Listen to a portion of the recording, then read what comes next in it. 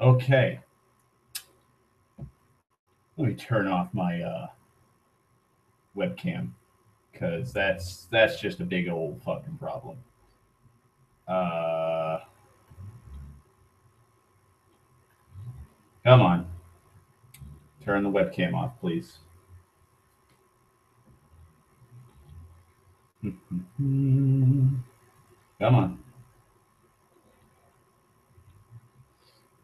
Let's see.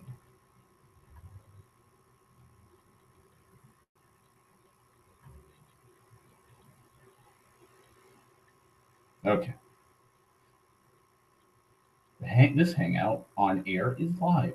Thank you for notifying me, even though I pressed start broadcast. All right. Okay. So first and foremost, I saw Blade Runner 2049, as the title states. I saw Blade Runner. Woo. Yippee. Saw Blade Runner 2049. Uh, outward. I'm gonna reel back. I'm gonna reel back first. Give me a second, Dan. I'll tell you it all, but I gotta do some history on this. So when Blade Runner 2049 was announced, before it was even called Blade Runner 2049, it was just called Blade Runner 2, or the untitled Blade Runner sequel. Ridley Scott stated that the opening scene, and he even told everybody what the opening scene was going to be. Somebody, and he alluded that it was going to be Deckard, was in like Montana or Oregon in the wilderness with a cabin, and he'd walk right in, he had soup, like a soup or stew on the fucking stove cooking. He opened the lid, smelled it, sprinkled a little, pulled his spoon out or ladle, tasted it, and then sprinkled a little bit of salt or pepper into it. Then closed the lid. And that was going to be the opening to Blade Runner 2. And when I heard that, I was like, that's fucking stupid. That is absolutely fucking stupid. The best thing to do with Blade Runner is to do a story that is not tied anything to deal with Deckard. It should just be another Blade Runner chasing down replicants, and maybe involve some more intrigue or something. You could do a lot of stories in the Blade Runner universe. And then when they were like, "Oh, Blade Runner 2049," like, okay, Ryan Gosling's in it. All right, Jared Leto. We're old man Harrison Ford's in it. My hype for the movie went from like probably a 70% down to like a 30, maybe 25% with the cast. And then when they said Vangelis is coming back to do the soundtrack, the hype train just fucking went choo choo, and I was right on board again. Because Vangelis' soundtrack is iconic in Blade Runner. It's practically, it is probably, besides the appearance and just the aesthetics of the Blade Runner, like the original Blade Runner movie, Vangelis, like both of those, the aesthetics and the world and the music are the best things out of that movie. The plot's kind of meh. I'll admit it. Blade Runner has a pretty meh, kind of messy, hobbled together plot. But all in all, it's a good movie. Conceptually, it's a great movie. Like the world, like it has so much potential. Like Ridley Scott had so much fucking potential with Blade Runner, and he kind of just squandered it to an extent. Plus, then he released like 50 versions of it, like, oh, the final cut, and the director's cut, and the theatrical cut, and the final cut deluxe, and the replicant edition. Like, there's so many fucking versions of Blade Runner just floating around. It's insane.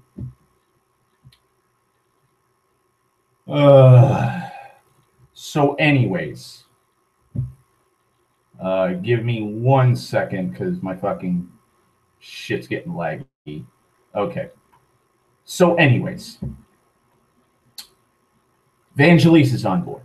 I'm all excited for it. October 6th, I think it's today, is when it officially comes out. So I'm like, fine. I wasn't going to see it today. I was going to see it tomorrow after work. But I got super drunk last night, fucking passed out, woke up late, and I said, fuck it, since I can't go, since I'm fuck it. I woke up at like 11 o'clock in the morning or 10 o'clock in the morning. I said, fuck it. Went for breakfast, got a cab, went to the theater, and I went to go see it.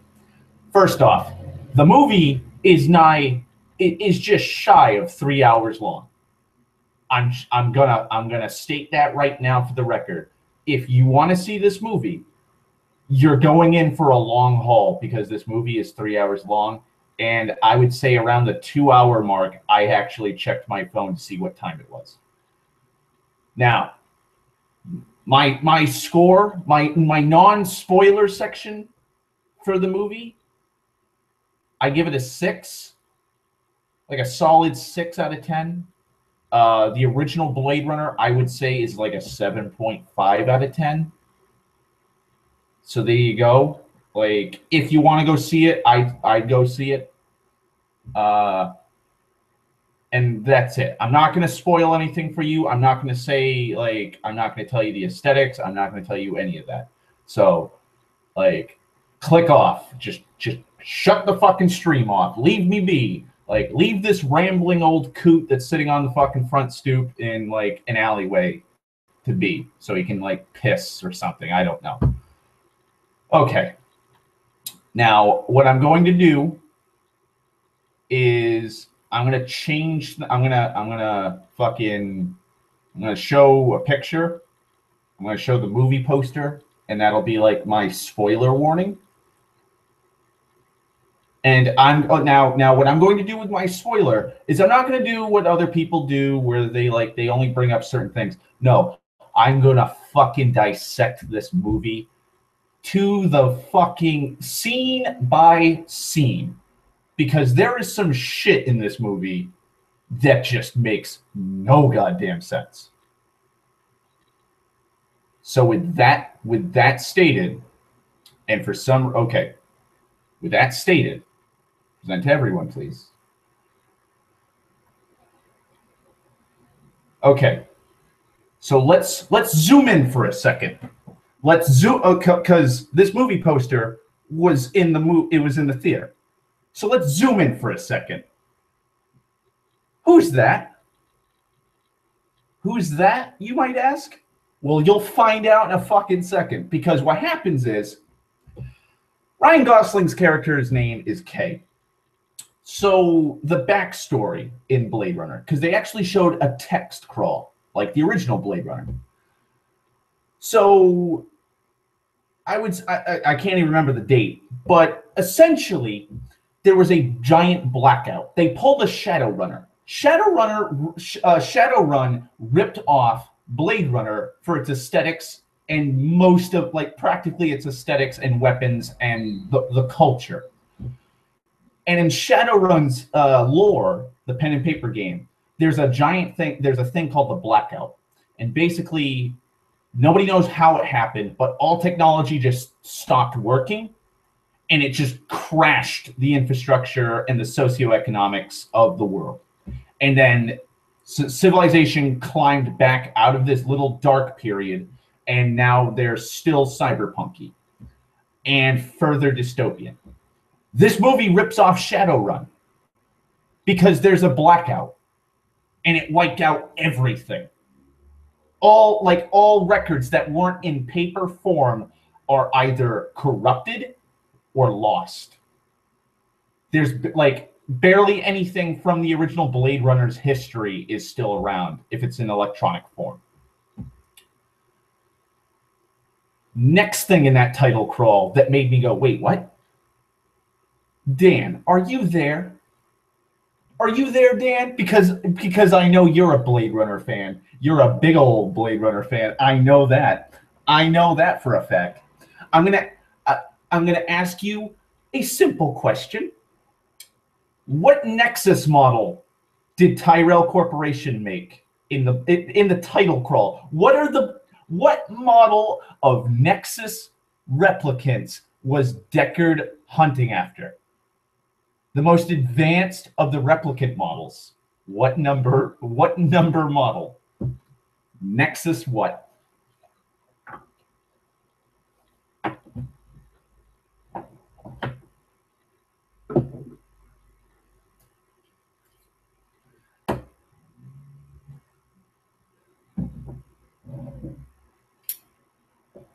I gotta fill my lighter too because I ran out. I actually walked out of the theater twice to smoke a cigarette because of how frustrated I was with this movie. That'll tell you some shit. That'll tell you some shit. I've only done that once in the entire time I've ever watched movies. I walked out of one movie once and just never came back. But walking out of a movie, smoking a cigarette because of how annoyed or frustrated I am with the movie, and then going back in, I've only done that once. This is the second time. I'll give Dan a second to respond to my question. This gives me time to open up my lighter.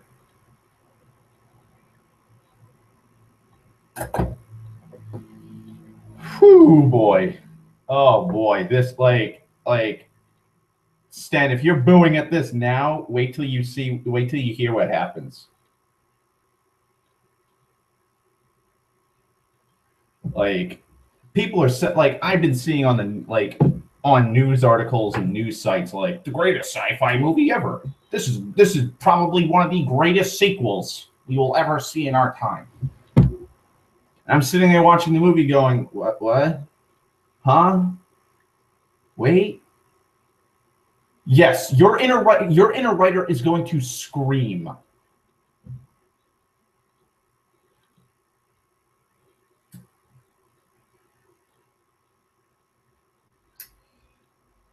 Okay, I'll say this. This movie is convoluted as fuck. I'll throw that out right now before we go. Also, Dan, since I'm sorry. I'm just really frustrated, and I'm dealing with some personal issues right now. So like, my mind's all cluttered, but I gotta push this out. Nexus 6. Like the Nexus 6 is what's referenced in the title crawl for Blade Runner. Nexus 6 replicants are the most advanced Tyrell replicant in the original Blade Runner movie. This movie says that Tyrell Corporation created the Nexus 8. Or just the 6. They mention a Nexus 8. So what happens is, during the blackout, Wallace, Jared Leto's character right down here, who's blind and a cyborg, they never really go into the whole fucking they don't flesh Wallace out, which is fucking Jared Leto's character. He is never fleshed out. The only thing that fleshes him out is the title crawl. When the blackout happened, all infrastructure died. And there was mass starvation and shit. And Wallace started producing. He started producing Soylent Green essentially. He produced again another thing ripped out of fucking Shadowrun, soy product, synthetic soy. He was able to create a synthetic soy substitute to prevent starvation. And because of the amount of food that he was giving away to keep people alive, the government was in debt to him. And the only way I know this is because I watched the YouTube video that they released, which is a prologue, one of two prologues, the other one being Dave Bautista's character, which you have no information about unless you've seen that. But Wallace is the government is in debt to Wallace, and so what he does, and this is in the prologue, he decides after the whole Tyrell thing with Roy Batty killing Tyrell, that immediately caused a prohibition and automatic banning of the production of replicants. Wallace, because because the government's massively in debt with him, he goes, "Hey, I'll sweep the debt under the rug if you remove that ban. Because look at my Nexus models. I'm making replicants. Look how obedient they are." And so they're like, okay. And so he's been producing, I guess they're the Nexus 8 models.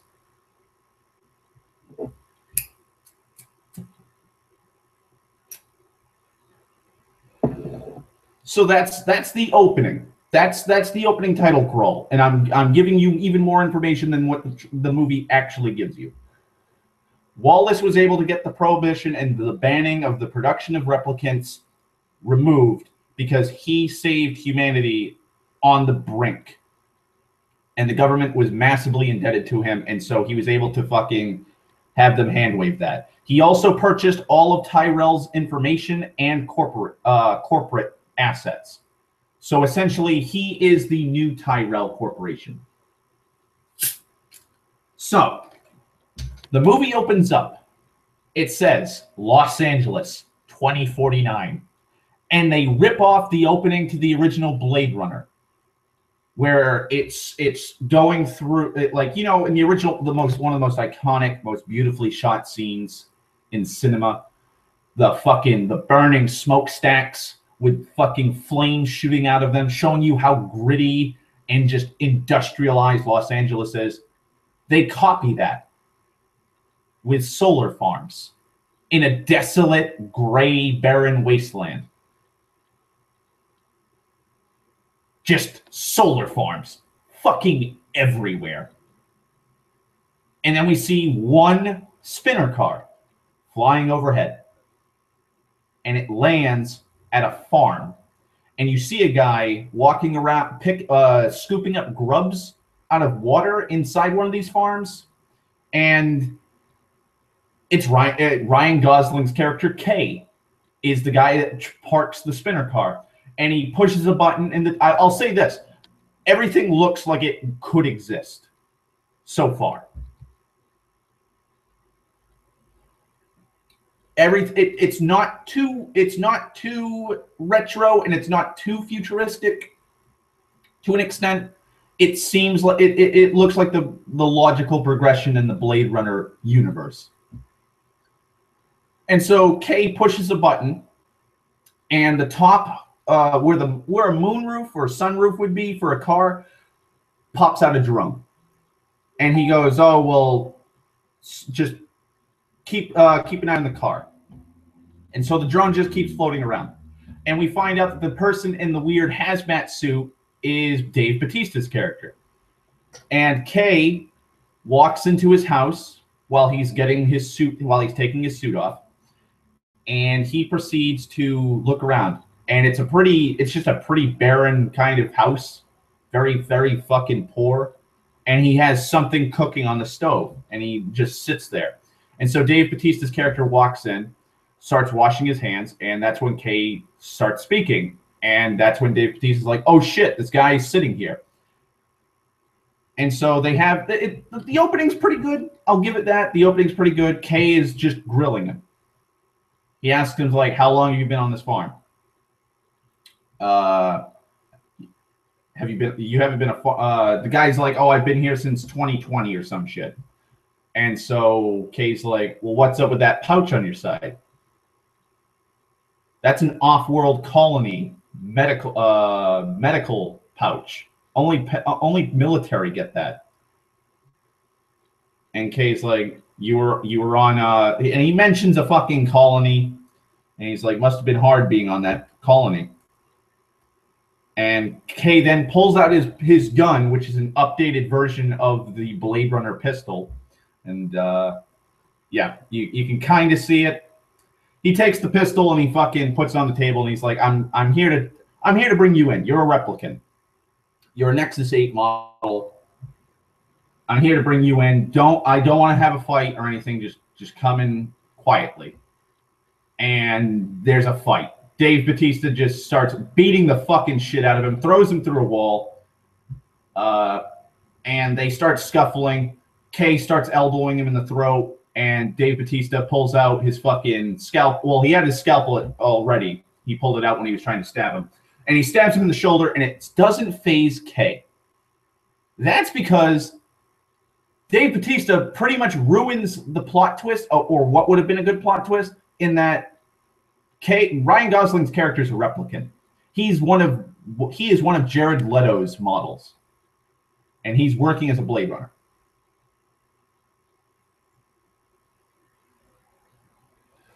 And so during this entire fight, Kay is trying to use his eye scanner to scan Dave Bautista's eye, and when he finally does,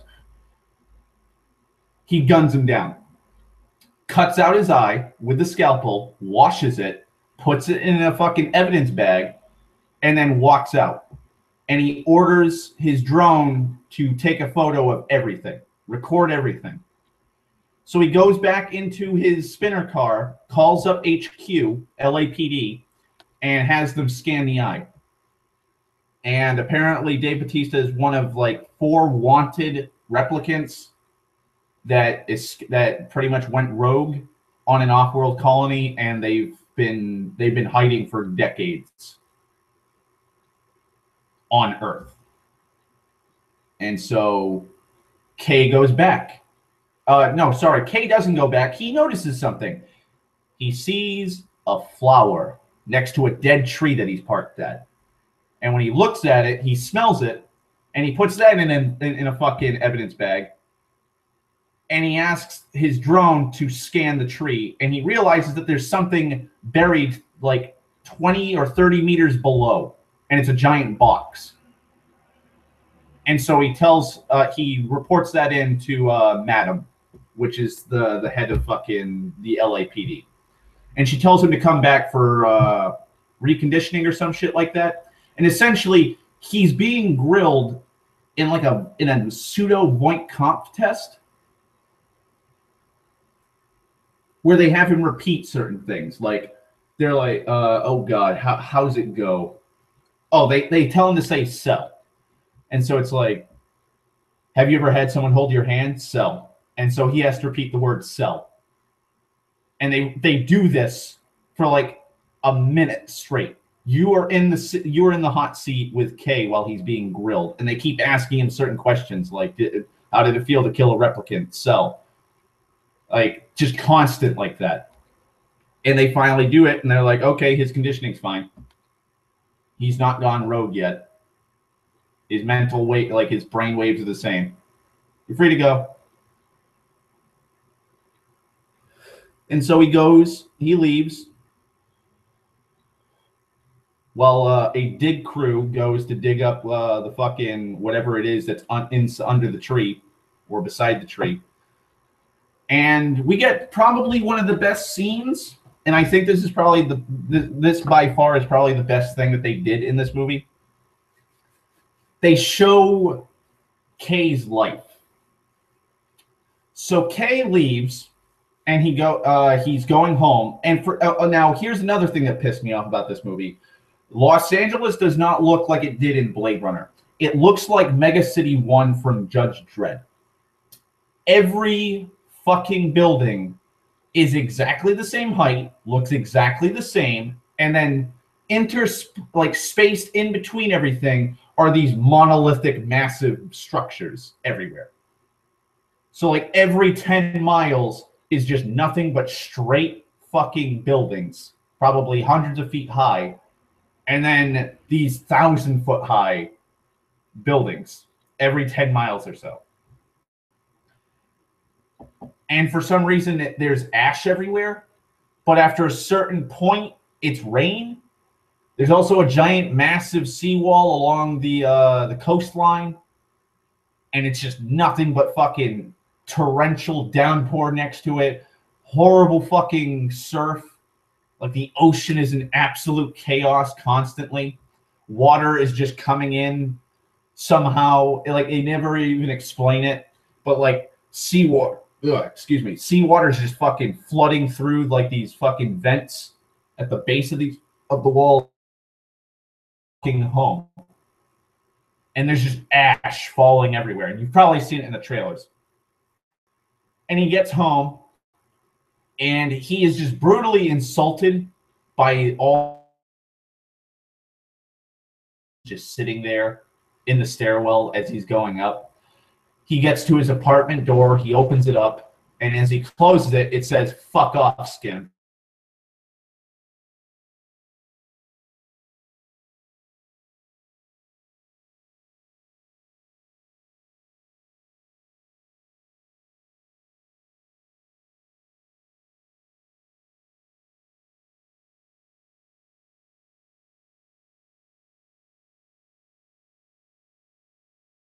some kind of medical glue, and he's talking to somebody because he pushes a button and he starts talking to this person. And so he's talking about his day. He said that his shirt's ruined, that he had a rough day at work.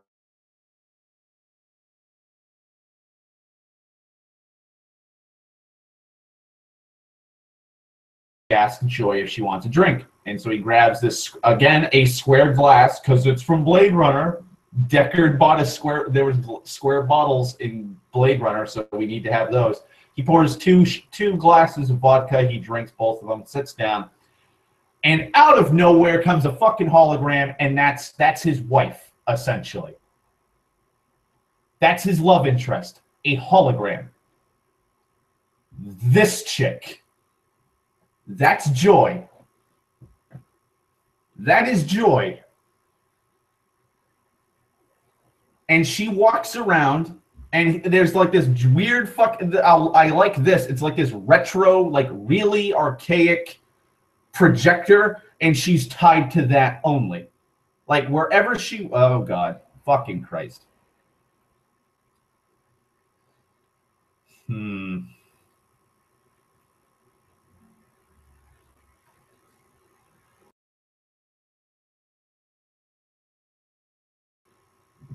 Can you hear me now?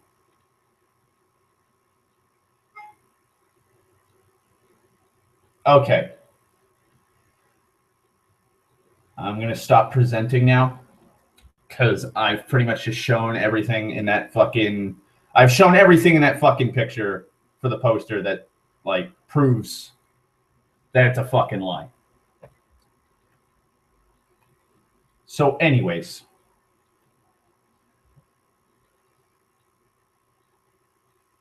Okay. So he closes the door, and on the door, until the square glass. So he has a square glass bottle of vodka because it's Blade Runner. Blade Runner had square bottles and shit. Pours himself, he asks Joy if he wants if she wants a drink too. She says yes. So he pours 2 glasses and he drinks both of them. And so when I was sitting there in the theater watching this, I was like, oh, maybe he has a love interest and she's another replicant or a human that likes replicants, and she's like across the void. She's in the next apartment complex across from him because he's got like 4 rooms. That's it. A kitchen, a bathroom, a living room, and then a bedroom. That's it. And so I'm thinking, well, and the living room where he's going to have his meal, like he sits facing a window. So I'm thinking, okay, well, the apartment right across from him is probably Joy's.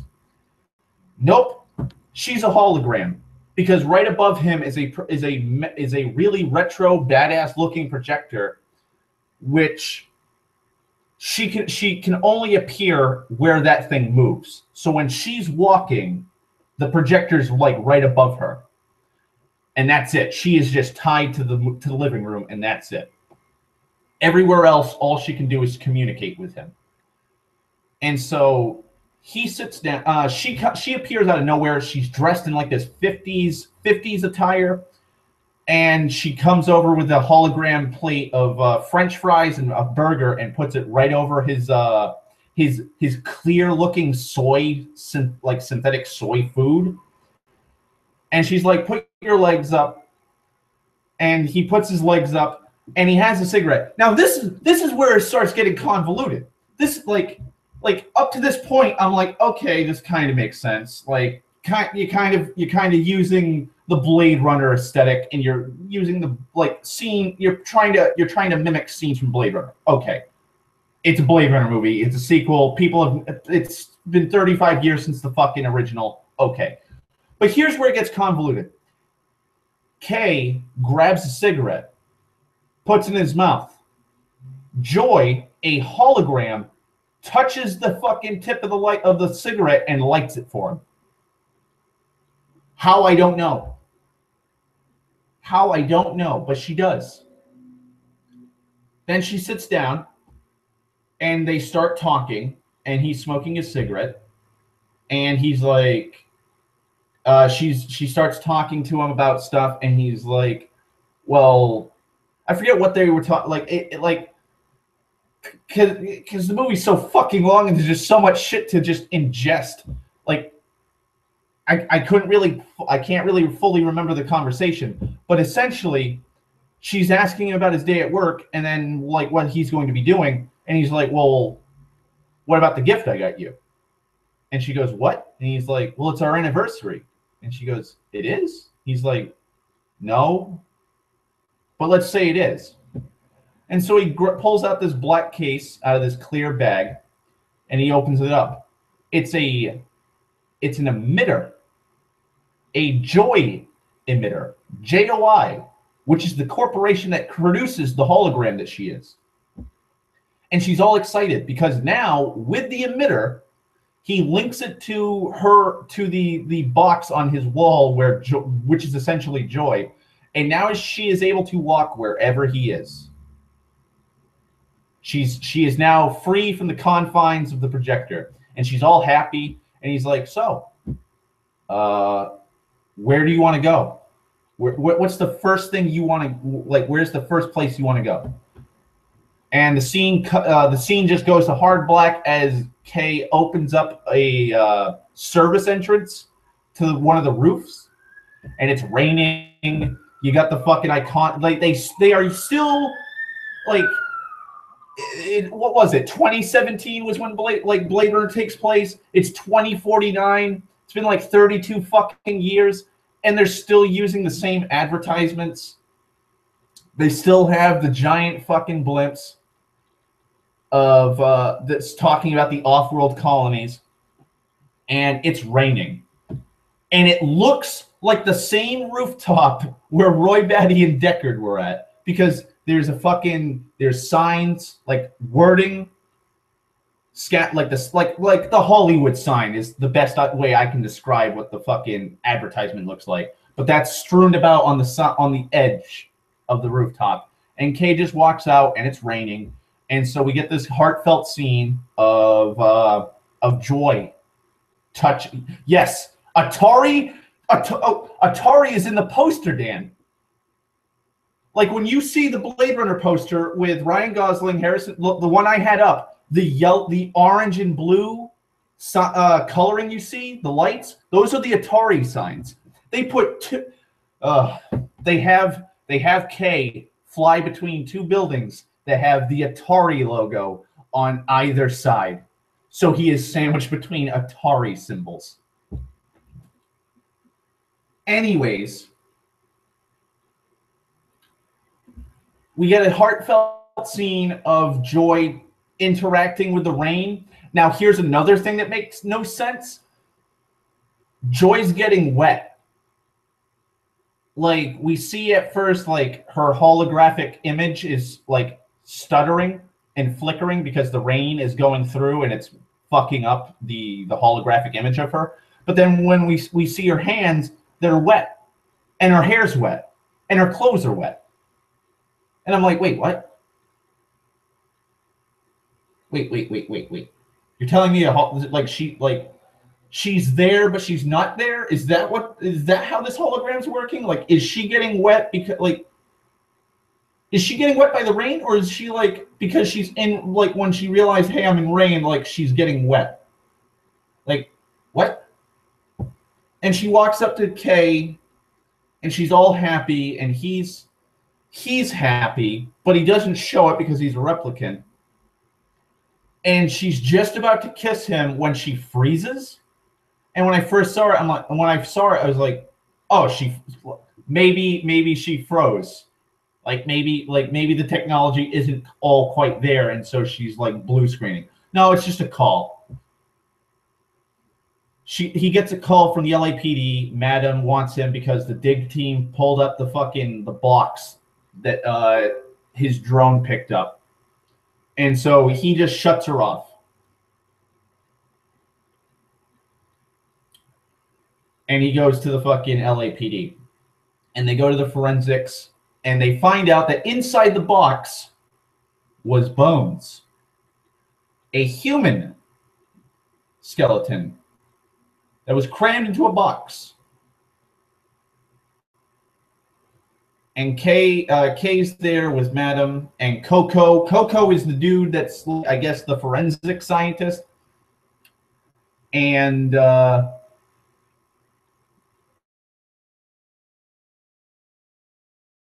he died of natural causes.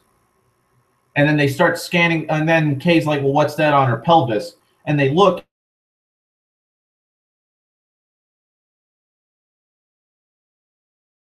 What happened to it, like during an emergency C-section? And Kay's like, "Well, he was a surgeon, he was a medical." Uh,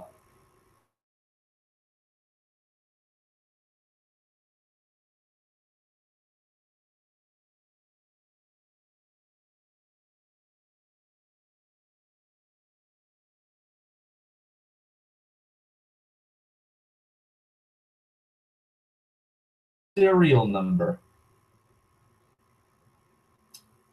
And the police chief sees this, and she freaks out because that means that the skeletal remain they found that died from childbirth was a replicant. Now, this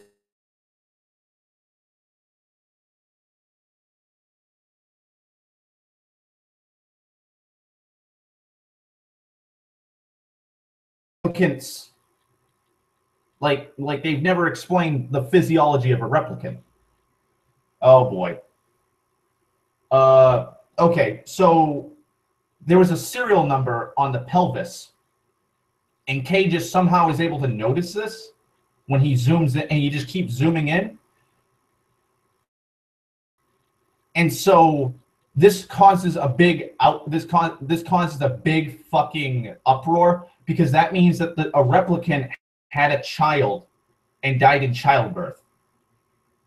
And so the police chief tells Kay, this doesn't exist. Destroy everything.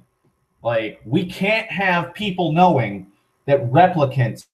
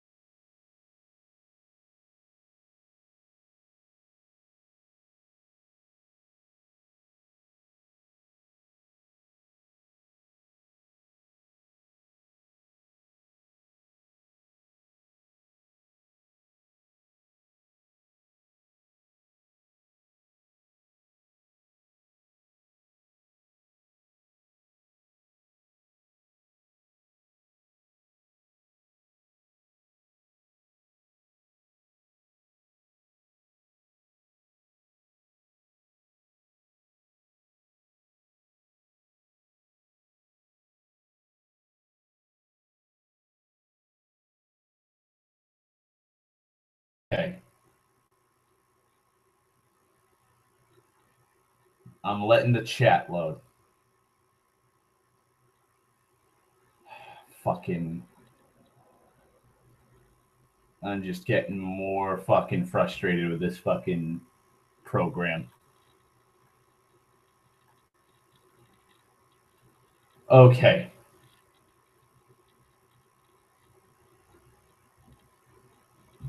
Okay, so they find out that the replicant, a replicant gave birth. And so Kay is tasked with wiping out all evidence of this so that it doesn't cause a mass panic and an uproar. Because this would change the entire understanding, of replicants, which is pretty good. I actually like that aspect, because it's like they never fully went into like the full physiology of a replicant, and so yeah, this would make sense. Like your slave labor can actually produce that's a threat. So Kay's like, all right. And so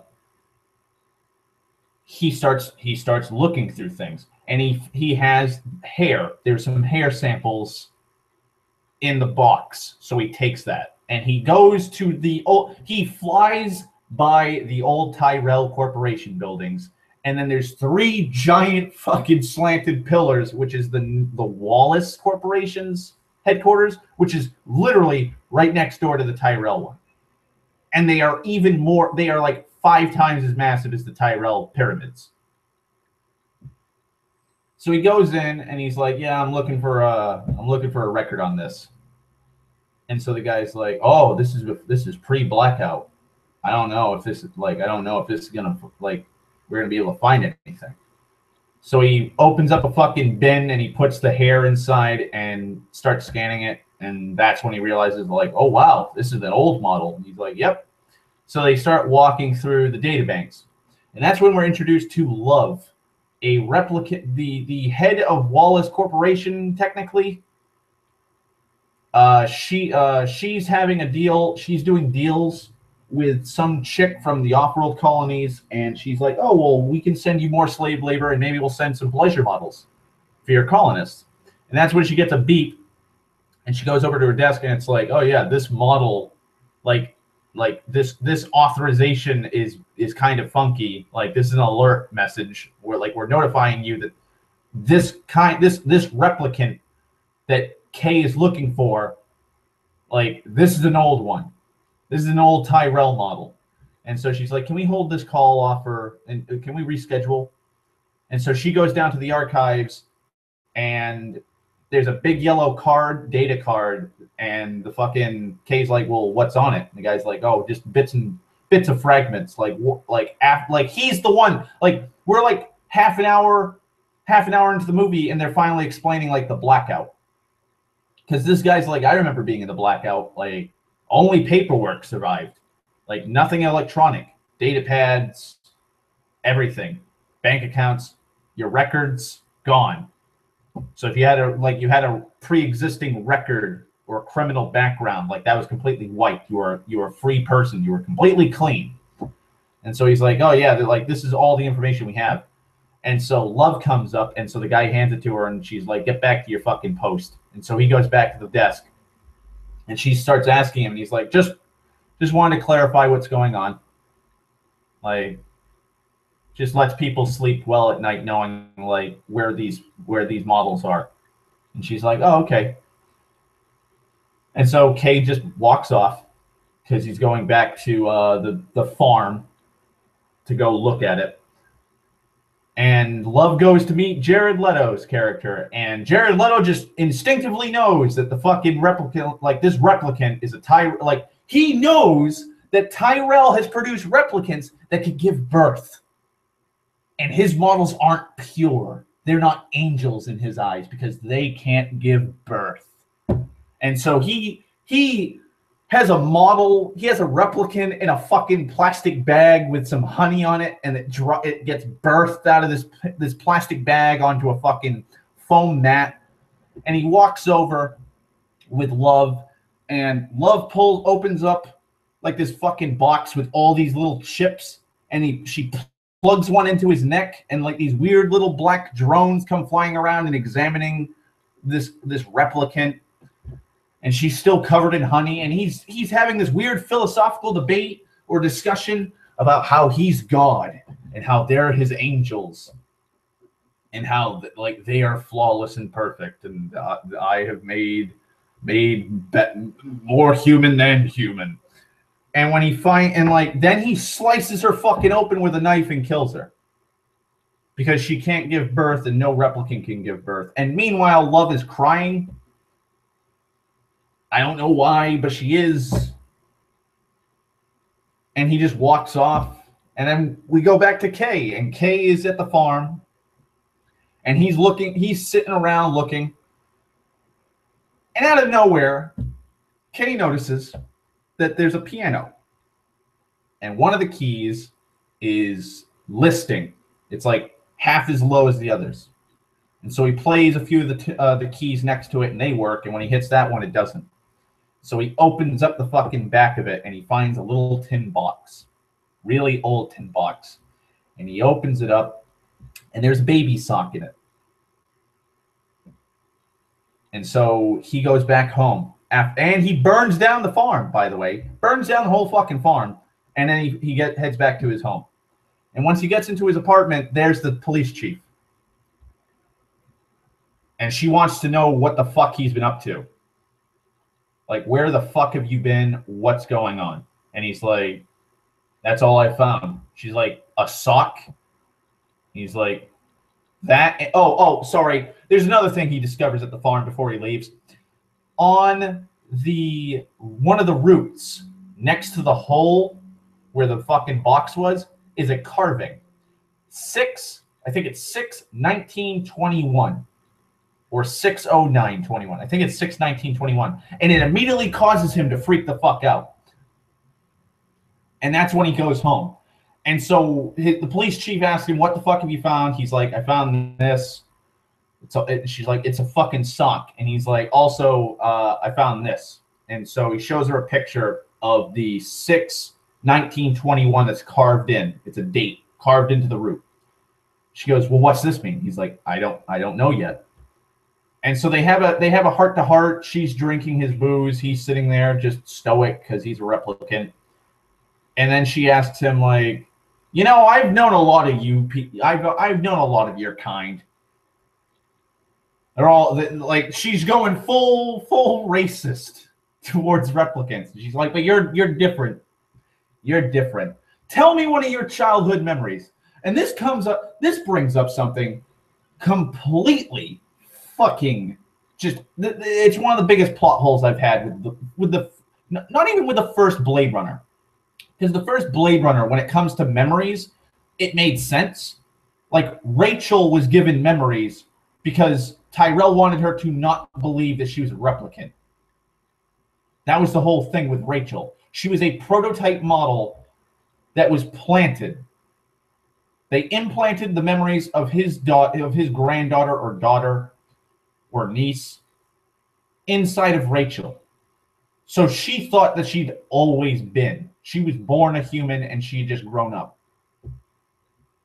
For some reason, she was an advanced Nexus 6.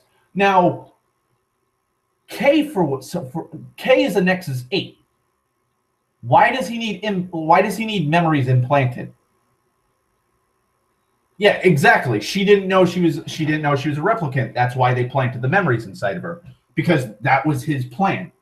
She was an experiment. He wanted to make her because more human than human. That's Tyrell's motto.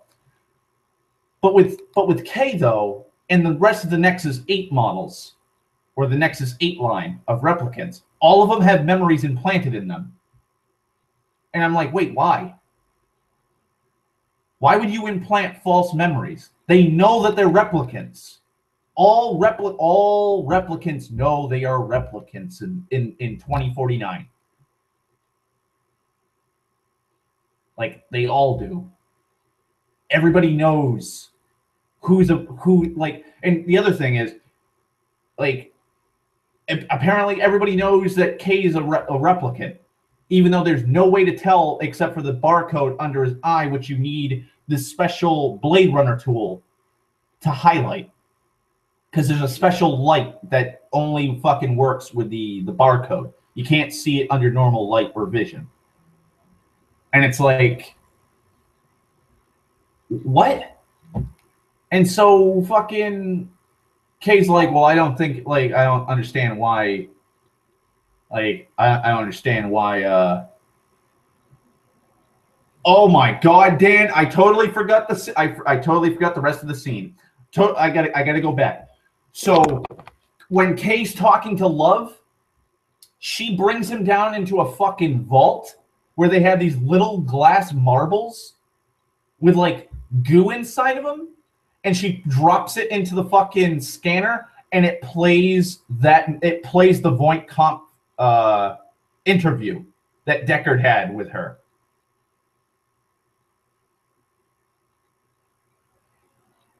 Where Rachel and him where he's giving Rachel the test. They play the scene where her eyeball is being shown. And you want to know what Kay immediately says? She's smitten with him. She's attracted to him. You can tell. And then they have a philosophical discussion over how they're replicants. They can't feel like that.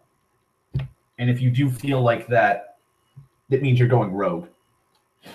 So going back to the conversation about the memories, the police chief asks him to bring up a memory, and he goes, well, I don't know why you'd want me to tell you about a memory I have when it's just simply implanted. And so she's like, well, tell me. It's an order. So he tells her about how he has a memory of when he was a kid. He was being chased by a bunch of other kids, and he was in an orphanage. And so he had a wooden horse, and it's the only thing he had, the only possession he had, and they wanted it. And so he runs down through this nightmare of machinery. And we later find out that it's the interior of a boat that's in a junkyard area. And so he ran and he hit it in an old furnace, and there were other furnaces that were going, and he walked over and showed like, hey, I burnt it, you can't have it anymore. And so the kids beat the shit out of him, but his wooden horse was still there. And so the police chief's like, aw, little K still fighting the good fight. He goes, yep. Can I go back to work now? And she's like, okay. And she gets up, and like she was kind of inferring, I guess, that she wanted to sleep with him. That's what I get, because she was drunk. She's like, what will happen when I finish this bottle? That was her question to him. What will happen if I finish this bottle? And that's when he's like, can I get back to work? And she gets all frustrated and leaves. And she insults Kay after being nice to him, after having this heart-to-heart with him. She essentially is like, yeah, you have no soul, and closes the door. And then Joy comes out in the hologram. She's like, why didn't you tell her the whole memory? And he goes, what? She's like, you didn't tell her. In your dream, in your memory, on that horse, under its feet, is the carving 6/19/21. The same number and date as what's carved on the fucking root of the tree at the farm. And he's like, that doesn't need to be known. And so he continues his investigation. by going to the records at the LAPD, and he finds out that there's two people. There's two people with the exact same identical DNA, and he even states does not make sense. It's a female and a male from that same birthday. And so the female died at the orphanage, but the male was at the orphanage and just disappeared after that. So he goes to the orphanage. And we get to probably one of the more interesting scenes, in that he goes to the San Diego district of LA. San Diego has now been enveloped by LA and has become a dumping ground. And Kay goes there. I'm sorry, I gotta back up. I skipped over a big chunk. Kay has the it's during Kay's investigation where he's trying to look for information, and he's standing in like a food area, and we see like a bunch of buttons, and people are just pushing them, and food just drops out, and it's thousands of it's synthetic soy product made by the Wallace Corporation. And so we see this old lady walk by with this green cloak, and she tells three prostitutes to go investigate the guy with the jacket on, which is Kay, and find out what he knows. And so all three of them walk up, and two of them realize that he's a Blade Runner, and one of them is Russian. And that's another thing. They've kind of swapped it. It's no longer Japanese or Chinese font everywhere. There's a little bit here and there, but it's more Russian now. Like, Russian is the big thing.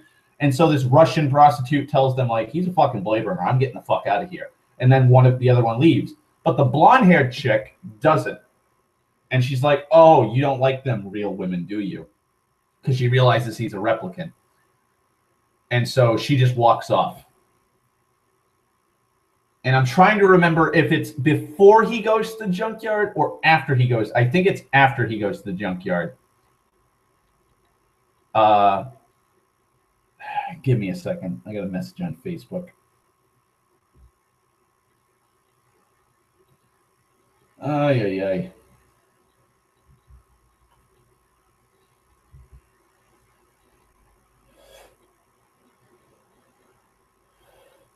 Okay, so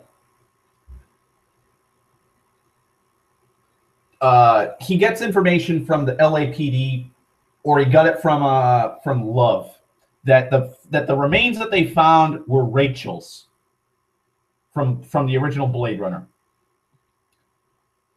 and so he starts having a existential crisis because of that date. And I know I'm going all over the place, but there's just so much it's so convoluted. But he is tasked with finding Rachel's child, because there was a cesarean section. So that's why he's looking through the records. But while he's doing that, Love steals Rachel's remains under order of Wallace. Because after he killed the replicant, and the whole reason why he wanted to kill the replicant was because that would bolster his production. Because in the time that he's been creating replicants, 9 new colonies have been created. But he thinks that with replicants able to reproduce, he'd just increase his production of replicants exponentially. If he created 1,000 replicants, he could create 500 more replicants if 500 were male and 500 female. He'd be able to he wouldn't have to build replicants anymore. They could just birth them. They could produce on the off-worlds.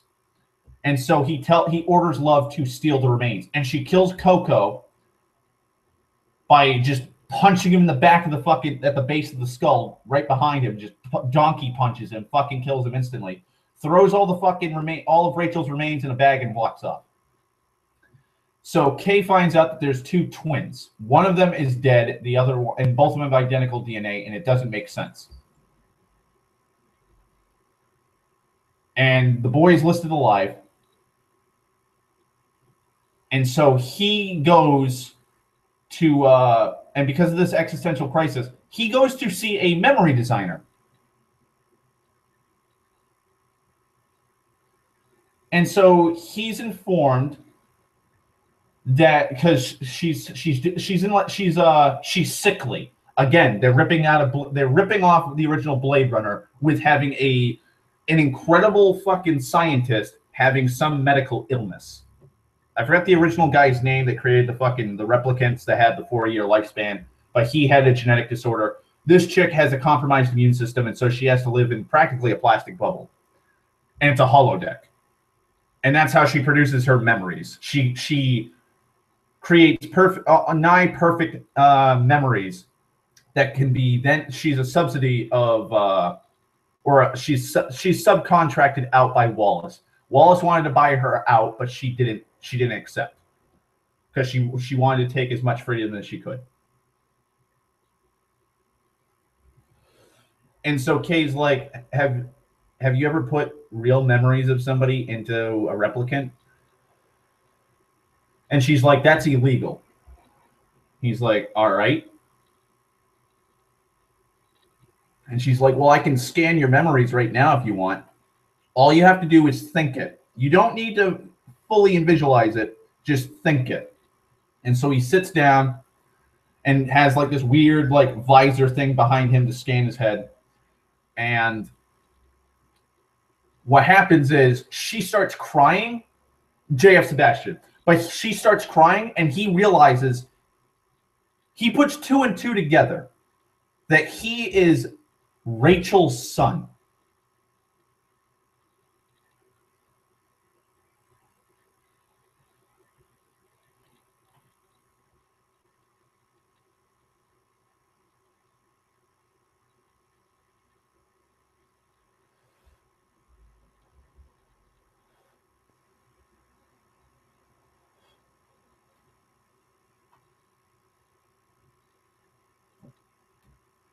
And the reason why he comes to this conclusion is because before going there, oh boy, can you hear me now?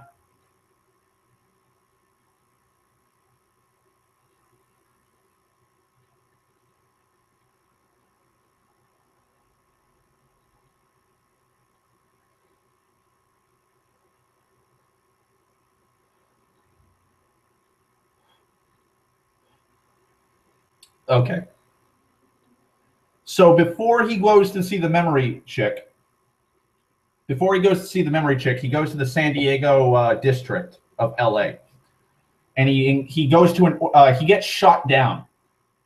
There's junkers. And they're shooting at him. Joy's in the car with him because he brings her around with him. And they shoot a harpoon at him that has a metal kite. And there's thunderstorms everywhere here. And he gets struck by lightning, and it shorts out the whole system of his spinner car and crashes. And Love, for some reason, has an orbital platform that fires howitzer rounds or missiles and kills all the junkers because they're trying to kill him. And, like, she's getting her nails done, and, like, I don't know what. It's like hologram nails or some shit. I don't know why. And she's like, just do your fucking job, Blade Runner. Find the kid so that Wallace can kidnap the kid and use him to unlock all the lost information that Tyrell Corp had on the advanced Nexus 6 models. Like, that's the whole, like, that's Wallace's goal in this movie. Get the kid so that they can dissect it so that they know how to reproduce what Tyrell created. And fucking Kay's whole mission and operation or imperative is to find the kid and kill him so that nobody knows. So he goes to an orphanage, and it's filled with just kids disassembling parts so that it can be sold to off-world colony corporations for parts. And so Kay pulls out his gun and says, I'll put a fucking round in your head. I want to see your paperwork. I want to find out where the fuck this kid is. And so the guy's bringing him through the same area that Kay has that memory of. Because his office, where he has all of his logs, are on a derelict boat that's just been dumped there. And Kay starts having like having a panic attack because he's starting to see this memory. And so the guy brings him to the archive, opens up the book ledger that he has, and he finds out that the entire year of 2021 has been ripped out of his book, and he didn't do it. And so Kay freaks out, and he goes down the hallway after the guy leaves, and he finds the fucking horse exactly where he remembers putting it. And so he goes to see the fucking chick that creates memories. And when she scans him and finds out that that's a real memory, he flips the fuck out because he is Deckard. Spoilers, he is Deckard's and Rachel's son. And he flips the fuck out and he storms out. And he's called, and as he's leaving the building, the police come to arrest him. Because he's going off the books. He's essentially going off the grid. He's going rogue. And so he's brought to the interrogation room, and they start grilling him with the Voight comp test, and he fails horribly. And so he's gone rogue. And so he's brought before the police chief, and he's like, I found him. I found the kid. He's dead. And she's like, well, thanks for the information. Turn in your gun and badge, and I can get you out of here, out of the police. I can get you out of the police department alive, and I'll give you 48 hours before they start looking for you. And so he leaves. He's been fucking, his badge has been, he's turned over his badge. He's no longer a Blade Runner. And so what happens is, now again, I don't know when this happens. It's either I think it's after he finds out. Joy tells him that he's a real person. He needs a name, because his fucking name is a serial number. It's fucking like KD fucking 679 or some shit like that. Like that's his serial number, and he just goes by the name K. And so Joy's like, you shouldn't do that. Like, you're a real person. You deserve a real name. And so she calls him Joe. And he flips out because he's still having this existential crisis of he's lived his whole life as a replicant. He's thought that he's a replicant. And so Joy gets the blonde-haired chick that he met earlier, the prostitute, and hires her to sleep with him. Because Joy wants to be with him physically. And so she syncs up with this chick. So her holographic form blends with the chick, and it's a really trippy fucking scene because you see her hands kind of delayed. Like, she's looking one way, and then the other chick looks the other way. And, like, it's really trippy. But essentially, Kay has sex with the prostitute because Joy knows that he had an interest in her. And he sleeps, and it's their only way of Joy and Kay sleeping together. And so after they sleep together, the prostitute pulls a tracker out of her mouth and puts it in his coat pocket as he's leaving, because Kay is going to look for the information. And he even tells Joy, like, they're going to be looking for me. Like, I got 48 hours before I'm being hunted down. And so Joy tells him, upload me into the emitter.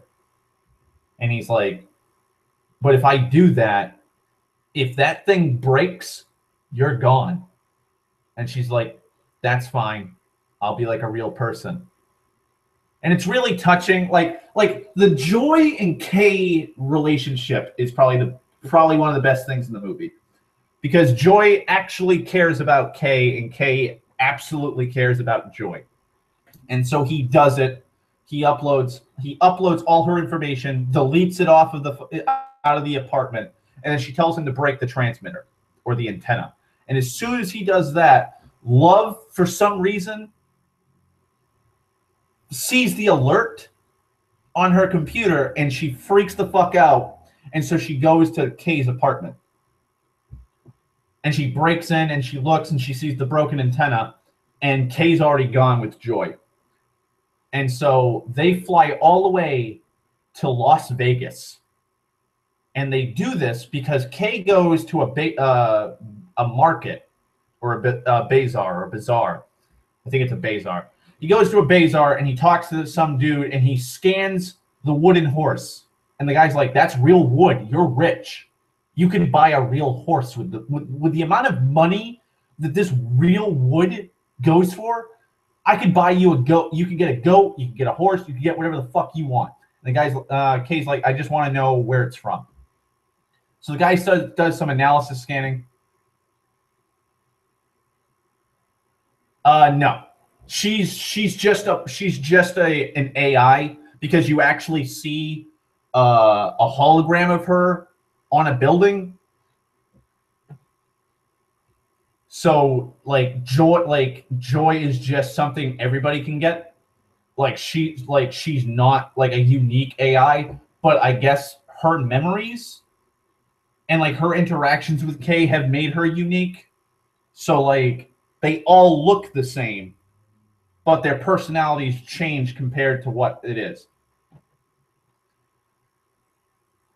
And so the guy finds out that there's tritium, and it's a special type of radiation, and the only place that you can get tritium right now is from Las Vegas. So he goes to Las Vegas, lands down, and he goes and he wanders through this fucking it is so fucking bizarre. There's naked statues of women everywhere, and they're in decay, and he comes across a bee that lands on his hand, and then he finds beehives with hundreds of thousands of fucking bees, and then he walks over to the vintage casino, and that's when he starts finding tripwires. And so he goes over one of the tripwires, and he walks through the building, and he finds a piano, and he hits one of the notes. And he goes and looks, and there's a fucking dog looking at him. And out pops Deckard, gun pointed at him. And it causes a massive fucking fight scene with Deckard shooting him. He falls off the balcony because he's on the second floor. Falls off the balcony. He runs into one of the fucking showrooms. Deckard turns on all the lights. Kay accidentally hits one of the tripwires that Deckard had set up, sets off explosives. He gets all fucked up. And they get into a fist fight. And Deckard just constantly keeps punching him in the face. And finally, during this whole time, there's holograms of Elvis flickering in and out, playing music. And Deckard finally goes, "I like this song. Do you want to listen to this song, or do you want to get a drink?" And Kay's all fucking bloody. And he's like, "I'll take the drink." And so they go back to Deckard's private room. And he pours him a glass of whiskey, and they start talking. And Kay's like, "I want to know, like, what the fuck the chick's name is that had your child. I know what the fuck happened." And so Deckard finally says, "It's Rachel." And what happened was Rachel and Deckard were in a relationship. They ran off together, and Rachel was left pregnant in the hands of the replicant revolutionary group. And Deckard left. He taught the replicant how to scramble the archives so that his child would not be dissected and experimented on. And so he's just been alone, in hiding. And he says, sometimes the best way to love somebody is to be a stranger. And then Love tracks down Kay. They attack the building. We see Kay and Deckard with the dog running to an old school Blade Runner car, one of the spinner cars, from the original movie. That gets blown up, and then fucking we find out that some of the shrapnel has jabbed Kay in the fucking stomach. He's completely disoriented. It's ambiguous that Deckard is the reason for the blackout. He's the one that created the female and the male records for his child, and he was like, "Oh, this one's deceased and this one's just MIA."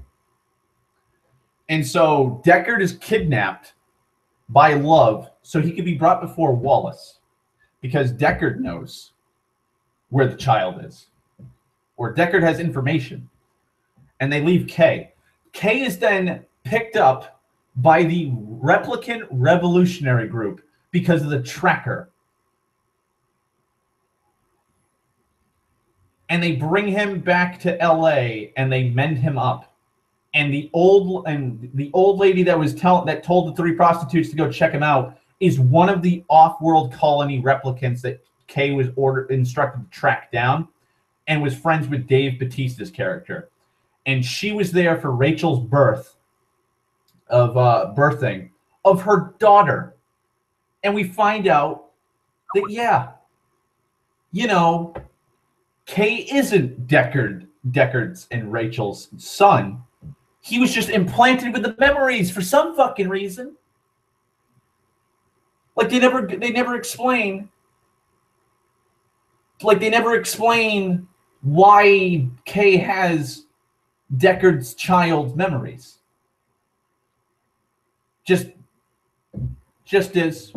does. And so he has another existential crisis because now he's been thinking like, hey, I'm a real person. Kind of. I'm half human, half replicant.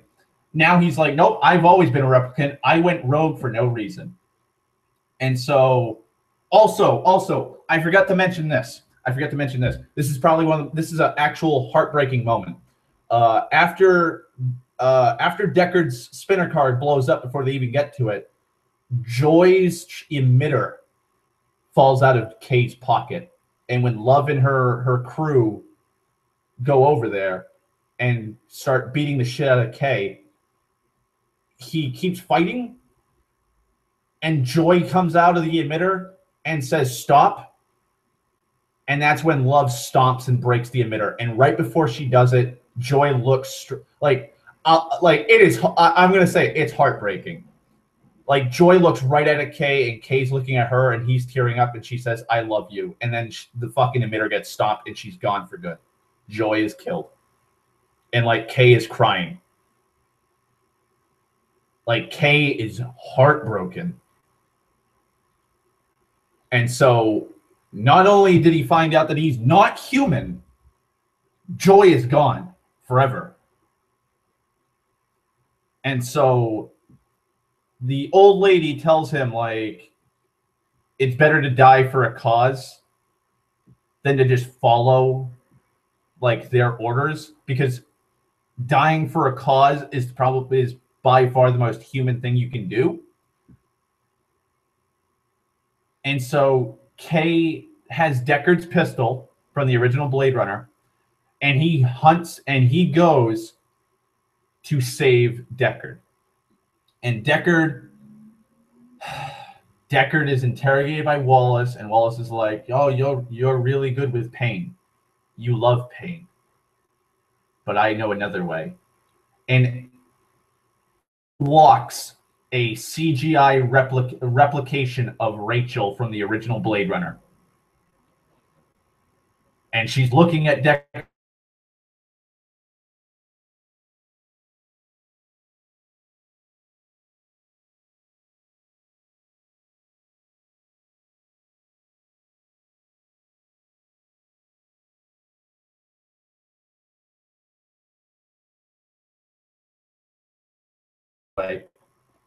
And so they throw him into a fucking spinner car with two escorts.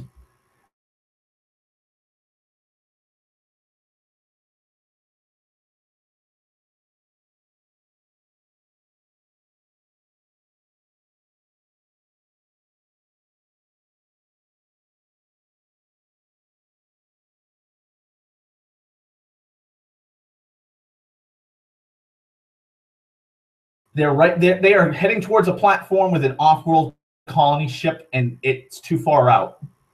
Like they're losing too much altitude. Fucking Christ. Okay.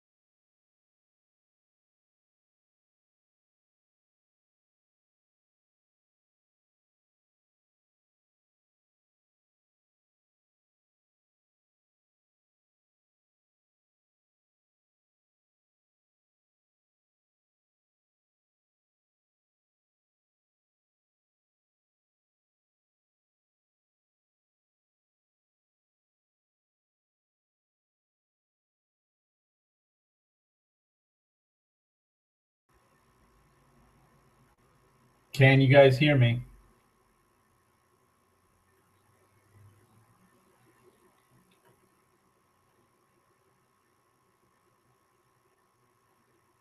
Testing, testing. 1, 2, 3.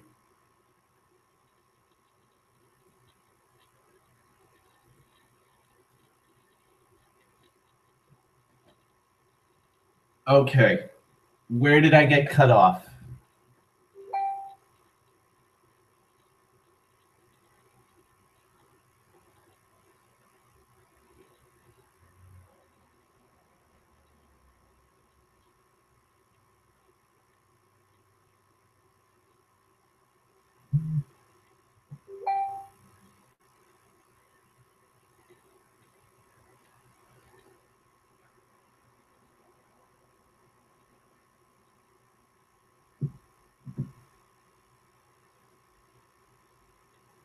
Okay. So CGI Rachel or Rachel copy is shown before Deckard as a way to break him. Because if he's happy, maybe then he'll give the information over. And so Deckard is trying to hold it in and not break down, and he finally has one defiant fuck you to Wallace, and he goes, Rachel had green eyes. And he just stumbles, he just walks away from it. And Wallace is pissed off, and Love pulls out a gun and shoots that Rachel right in the head. And you get to see her brains go flying. And I'll say this, Harrison Ford had a good moment here for acting, because you can see that Deckard wants to see the body, but at the same time can't bear to see the body because of Rachel. And so Wallace orders Love to take him to the off-world colony that he has a prison on. And he can just rot there until he gives him the information. And so Kay goes to save him, because it's better to die for a belief in a cause than not. And so there's 3 spinner cars. One of them has Love, 2 pilots, and Deckard, who's handcuffed, and then 2 escorts. and they fly over the seawall towards like an oil rig platform that has an off-world colony ship, but I'm just assuming. And so Kay comes swooping in and just fires on 2 escorts, shoots them down. They crash into the water and explode. And he hits the front of the spinner car that has Deckard in it, and he kills one of the pilots and damages the engine. And so Love's like, "Can you get to the platform?" And the other pilot's like, "We're losing too much altitude. We have to turn back." And so it turns back, and it crashes into the fucking the coastline, and the whole fucking canopy opens up, and fucking seawater just starts filling into it. And Kay lands right next to it, pulls out the gun, and starts firing at fucking Love. He hits her, she hits him. He kills the other pilot in the crossfire, and Deckard is just sitting there.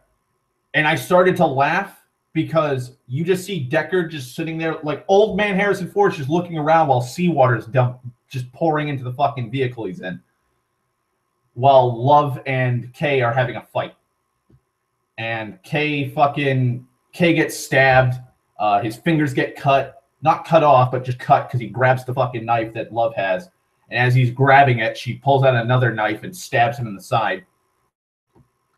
And so he collapses. She goes back to fucking essentially, I'm guessing, kill Deckard or grab him so that they could bring him back to Wallace Corporation. And and by this point, there was water up to fucking Deckard's neck. And so Kay comes out of nowhere and just starts strangling her one-handed. And she's trying to fight him off and fucking gouge out his eyes, and he's not having it. He just keeps strangling her. And then once the water is going over his head and he can't breathe, he just fucking drowns her while he gets some air. Then he frees Deckard, and both of them get to the shoreline. And Deckard's like, "You know they'll be hunting me, right?" He's like, "No, you're dead. Like, I killed you and her." And so Deckard smiles, and they both get into the spinner car, and they fly back to the fucking memory chick because she is actually Deckard's child. And they oh my God, this ending pisses me off. This ending pisses me off because it's just so much potential that was wasted. Deckard looks at Kay and goes, "You all right?" And Kay's like, "Yeah, go see your daughter." And so Deckard walks in to go see his daughter, and they start playing the music from when fucking Roy Batty had his Tears in Rain monologue. And Kay touches his side, and he's bleeding profusely. He's going to die. And he sits down, and it's snowing. It's not raining. It's snowing here. And he sits down on the steps, and he just lays back while the music's playing. And he just looks up. And then we cut back to Deckard, who walks in while his daughter is doing some holographic shit for memories. And he puts his hand on the glass and fade to black. Done. End of movie. Blade Runner 2049 shows up at the fucking title. That's the end. All the fucking plot threads. All the plot threads are not dealt with. The fact that Love killed the police chief, that's something that happened because she wanted to know where Kay was, because she wanted to find out the information he had. And since Kay was dissolved out of the Blade Runner unit, she was killed. That's never fucking talked about anymore. Wallace's whole plot of trying to find and track down Deckard and his child so that he could create replicants, that's never fucking resolved. The replicant revolutionary group, when they talk to Kay, they talk about how they've amassed an army and that there's going to be an uprising soon, that plot point is never fucking brought up again, nor is there any payoff for it.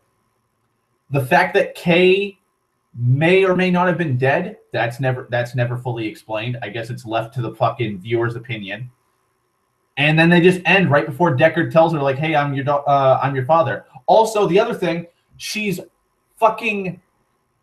has a practically non-existent immune system. How in the fuck was she able to be in an orphanage?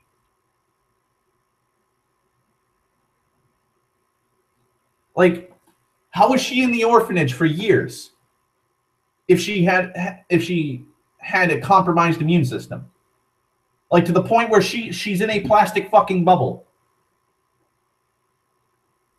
And yes, Dan, it completely ruined it. Like, Oh!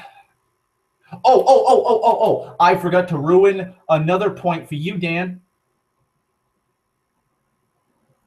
Hang on, because I gotta find this dude's name because I forgot the guy's name.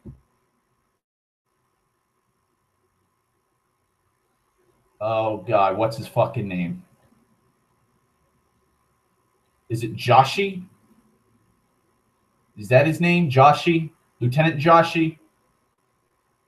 The guy who makes the fucking origami in the original Blade Runner.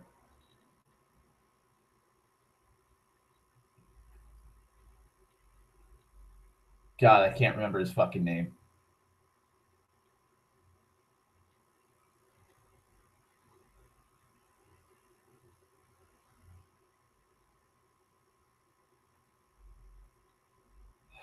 Let me go back to the original Blade. I'll go to Blade Runner. Oh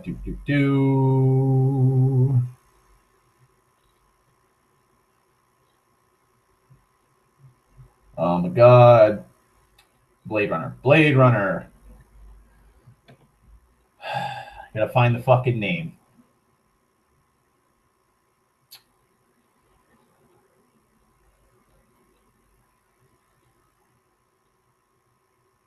Because I want to get the fucking actual character's name.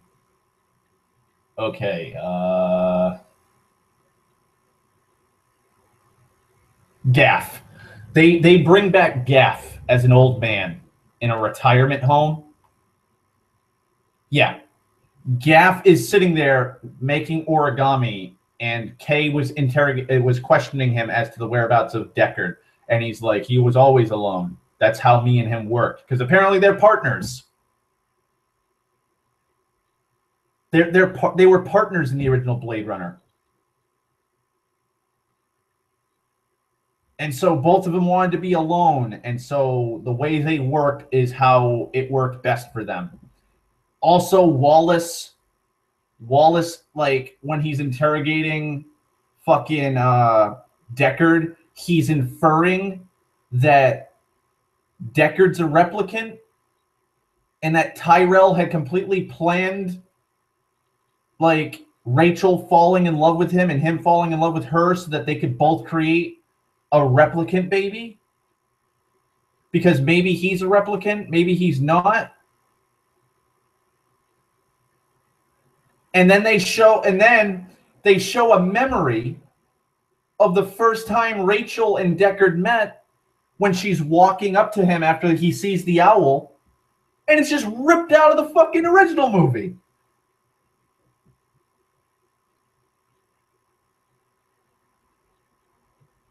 Also, like, another thing, why is LA a nuclear wasteland? Why does Deckard have bees? Like, there are so many things that just are left unanswered.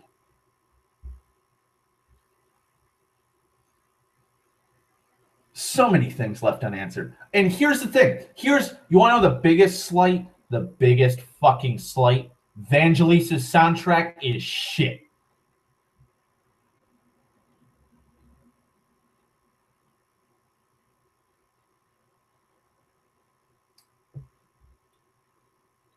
I said it.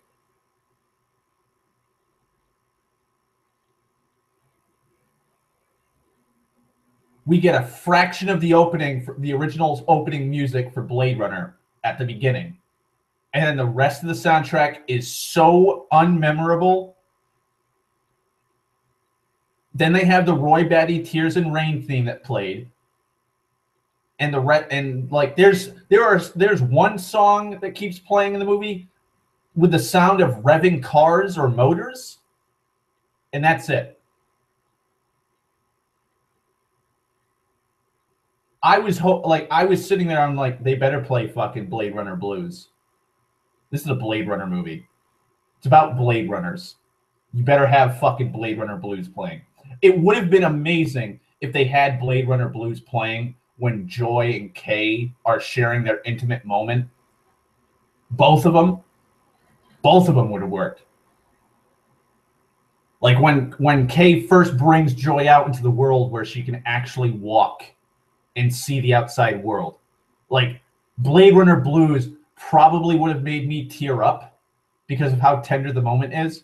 And then having it done again when they're going to sleep together, that would have been a tender moment. That probably would have teared me up. So I'm like, oh God, you got that fucking bluesy fucking music playing, Vangelis. God damn it, you're tugging at my heartstrings. And, oh God, Joy and Kay are trying to be a couple. Nope, you never once hear Blade Runner Blues. The movie doesn't have a theme. You don't when the credits started rolling, they didn't even have the Blade Runner theme. They didn't have the fucking Blade Runner theme play.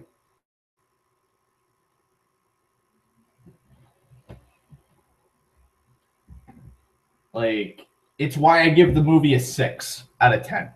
Like, the world is cool. Like, it seems logical for the progression of that universe. Like, everything is still retro. They still have a lot of retro shit. The technology is badass. I like the new Blade Runner pistol. Kay's a pretty good character. Joy's a really good character. I enjoyed both of them. Deckard's okay. He's just gruff old Harrison Ford. I'm too old for this shit. Love is just stupid. Jared Leto is just a waste. I hate how philosophical and fucking comparing himself to a god that he is. No, it didn't need a direct sequel.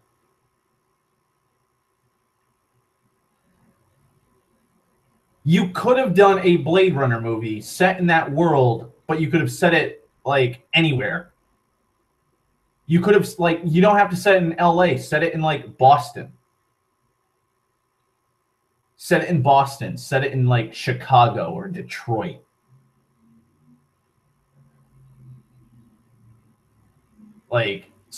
Just have another Blade Runner, because Blade Runner units aren't just strictly from LA. They're a planetary thing. Have another Blade Runner tracking down replicants. You could have said that there was a blackout. You could have had the blackout, and you could be holy shit, there's a splinter we found through the broken archives. We've been able to piece together some of the replicants that made it onto the planet during the blackout. And so we've pieced together some of this information, Kay, and we found out where they are. And then he finds out that they've actually had a child. And so now Kay is given this immense choice. Because Kay even says when he's ordered to kill the child, he's like, I've never killed something that was born before. And she goes, are you telling me no? He's like, no, it's just, I didn't know that was an option. She's like, it doesn't have a soul. This would give Kay a philosophical argument and conflict. This replicant wasn't created by the Tyrell Corporation. It was born naturally. Its memories start at birth. They weren't implanted memories. Christ, if you want to make it even more complicated, have a human replicant child, like Deckard and Rachel. Like, now that makes it even more muddy because it's a human replicant hybrid. Can K actually kill it? He's a Blade Runner. His whole job is to kill replicants. This isn't really a replicant anymore. It's human. And so that would raise up the whole, like, because that's the whole spiel of Blade Runner. That's one of its biggest questions and themes. What does it mean to be human? So you could have that. Have that conflict. Maybe have K go rogue because he wants to protect the child. And also, the movie really does have a Children of Men vibe to it because Rachel had a child with Deckard. It's like it's the firstborn replicant, the first truly born replicant. And it's like, ooh. I mean, yeah, it's an interesting plot twist. Kind of makes me I don't know why you had to retcon so much shit. You didn't even have to retcon that, like, Rachel was this advanced fucking model. Like, oh, she was an advanced model designed for birth. She could give birth. It's like, what? Why not just say that, like, human, like, replicants can give birth?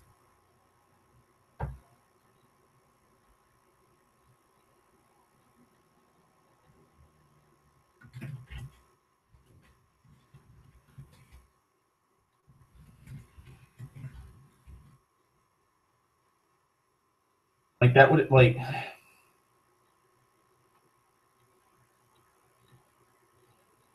Yeah, so when I went to the mall, because I went to the mall to see the movie, I went to a bookstore, and I actually got 2 books. Give me a second.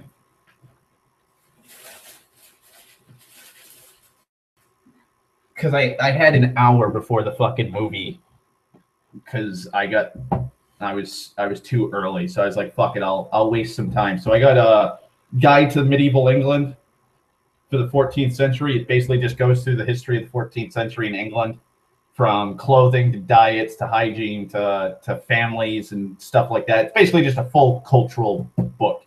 It's very, very academic. And then I saw I got a fucking notification on my email about fucking Tolkien. Christopher Tolkien has published yet another book set in the Silmarillion, Beren and Luthien. So I bought that immediately. So now I have The Children of Húrin, which is one of the lays that Tolkien made, and now I have Beren and Luthien as a book. And that just came out. Oh Christ, I don't even know. It came out this year, I know that.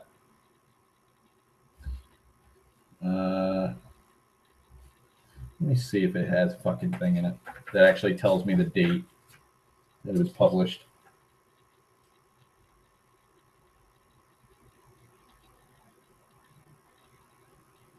No idea, but it's a first edition. So I got Beren and Luthien now.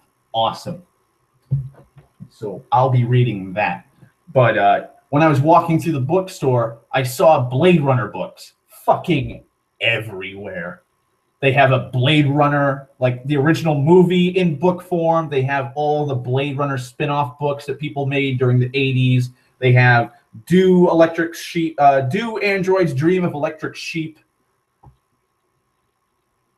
I'm like, Jesus fucking Christ. Like, yeah. Like, I hate that culture. I do. I hate that culture of, hey, you need to read the books. Like, it's the J.J. Abrams bullshit with Lost, where it's like Heroes also did this, but Heroes isn't as bad as Lost, and I think to a lesser extent Fringe, where it's like, oh, you need to go online and look up this.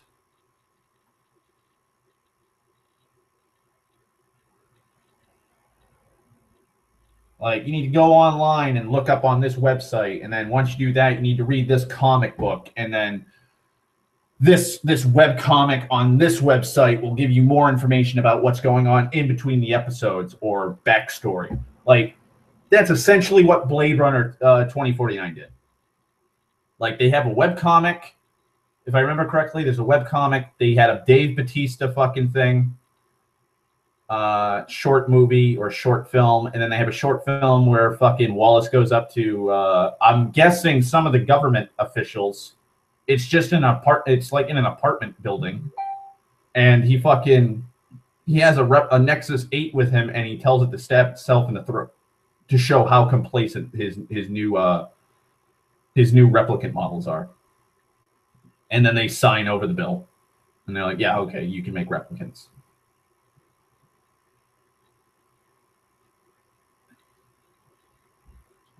It's fucking stupid.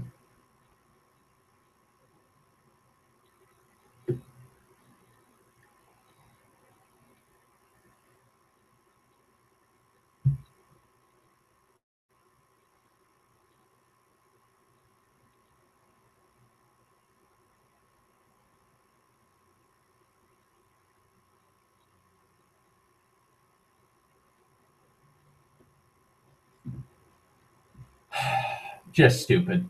I will say this though. It's helped envision my Shadowrun campaign when I host a Shadowrun campaign.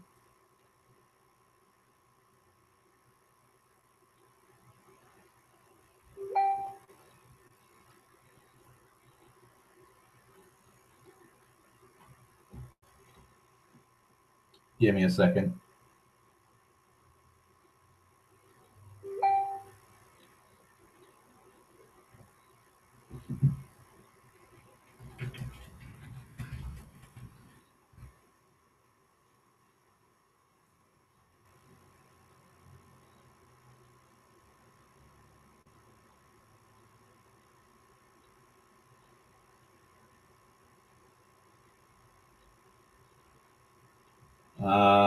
I have to. I'm troubleshooting a TV problem.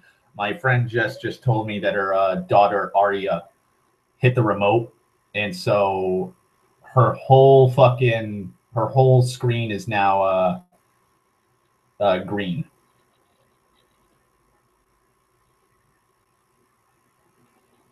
So I'm trying to troubleshoot it with her.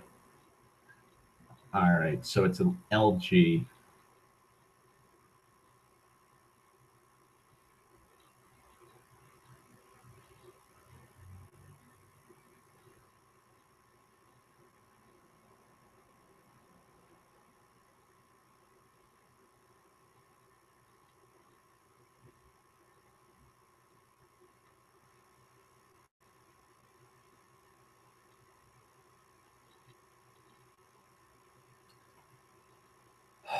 I'm doing a live stream about. I'm doing a movie review. I'm literally doing a movie review, and I am now talking to a friend about their child fucking up their goddamn I'm troubleshooting a fucking TV problem. If that ain't insanity, then I don't know what is.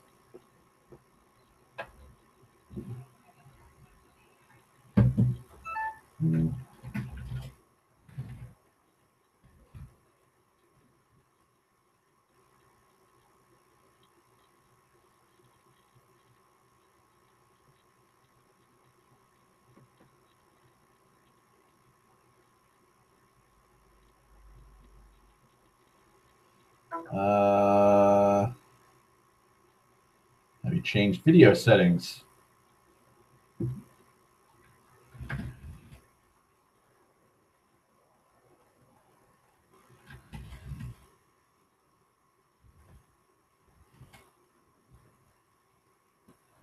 Give me a second.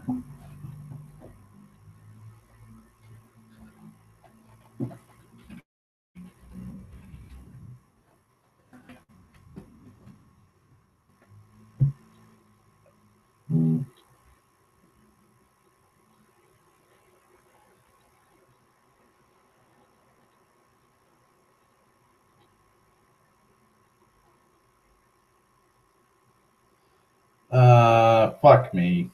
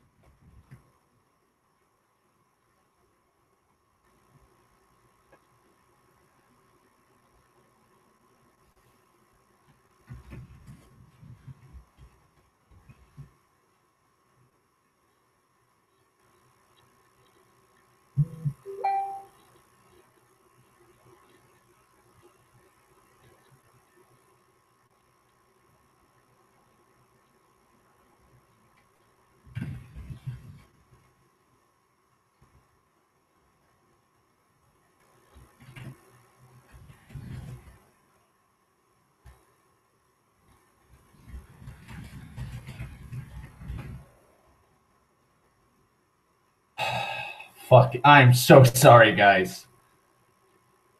Also, I'm fucking with a TV tech expert because I'm on a troubleshooting site, and they're like, "Does your TV work?" I'm like, "It's stuck," and they're like, "Hang on." They went, "Welcome. What's going on with your TV?" "It's stuck." "What's the model number of your TV?" "How old is it?" "It's an old 2002 Panasonic." "Does the TV menu work?" "Do you have the same problem on all sources / inputs?" "It's just stuck." "How long has this been an issue?" "What happened right before this popped up?" I was moving it.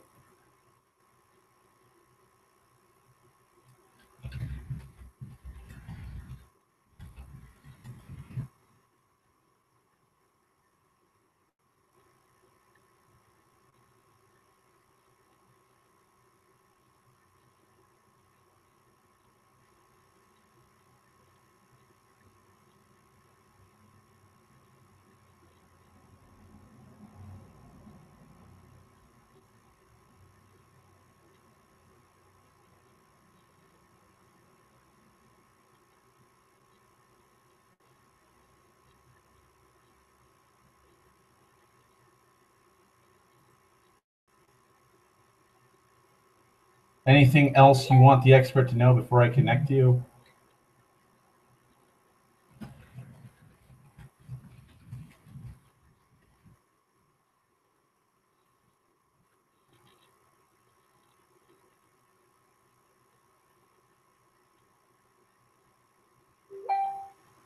Uh,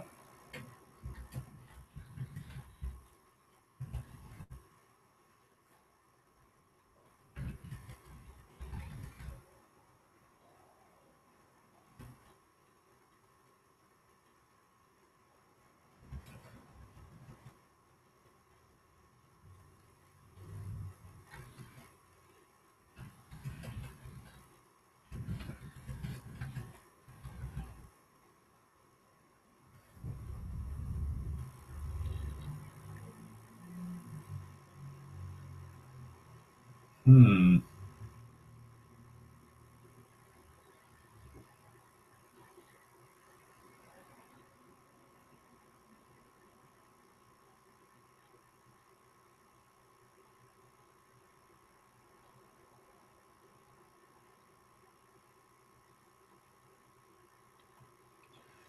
God, I'm trying to figure. Like, this is such a weird fucking problem because I know just from fucking because my grandmother's fucking TV does the same thing sometimes. It's usually the cable box, but my friend doesn't have a cable box. She pirates it. She pirates everything. So I'm like, well, fuck. Maybe it's the HDMI cables. Maybe she's got it hooked up to something.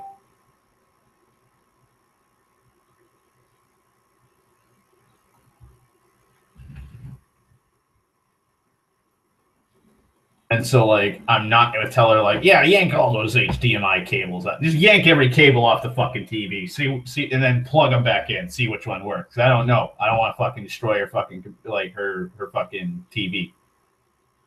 It's just green. That's it. Screen's green. Audio's coming in fine. Her daughter had control of the remote for, like, a fucking minute, she said. And she was pushing a bunch of buttons. and she doesn't know what's wrong with it.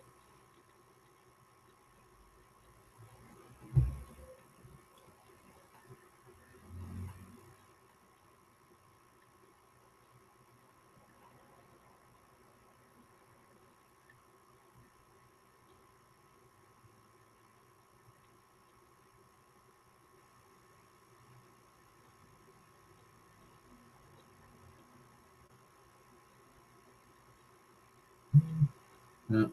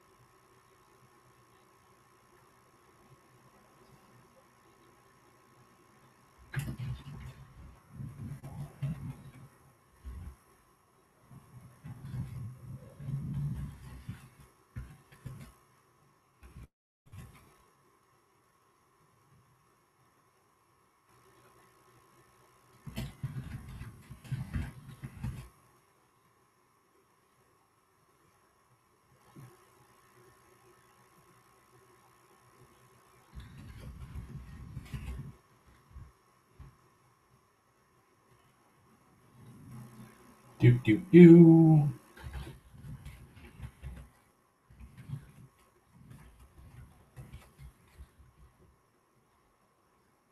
Come on, Facebook. Fucking type my message out, please, because apparently I typed way too fast for you to fucking register.